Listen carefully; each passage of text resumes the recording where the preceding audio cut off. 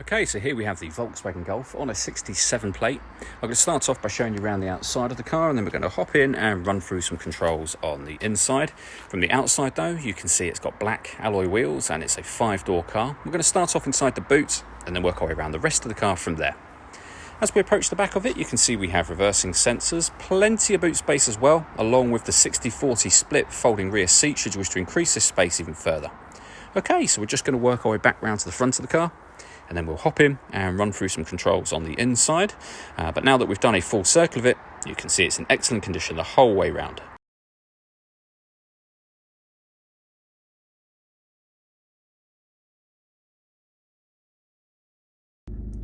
Okay, now that we're inside the car, we're going to start with the dials. On the left-hand side, we have the rev counter and coolant temperature gauge, and on the right-hand side, the speedometer and fuel gauge.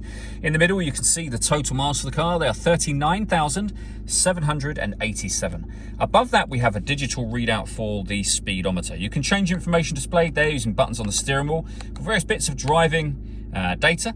There are other menus available too, so assist systems, your navigation, audio, telephone, vehicle status, and then back around to where we started a moment ago. And the buttons that I was using to do that are just here on the right hand side of the steering wheel. We have stereo controls over there as well.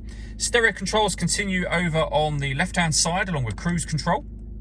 Once you set cruise control, hit this button here. This car is able to maintain its own distance between itself and the car in front, both speeding up and slowing down automatically depending on the car in front speed.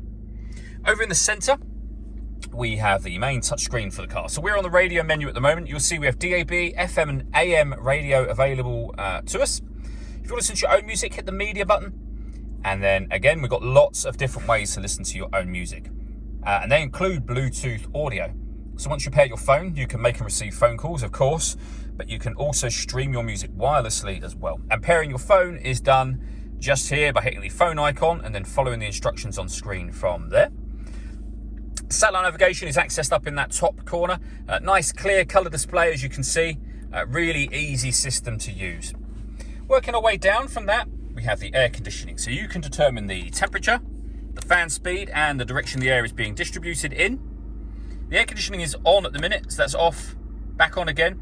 You can recirculate the air that's in the car. That's a great way of heating it up or cooling it down quickly, depending on the temperature you set over here. And you can turn the whole system off just here from that button. This section opens up to give you some storage. Also in there we have our USB and auxiliary inputs. We then have the gear lever for the fully automatic gearbox. You can turn the parking sensors on and off from here.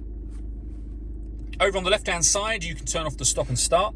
This car is designed to cut out when it's stationary in traffic to save you fuel. That system is off when that light shows.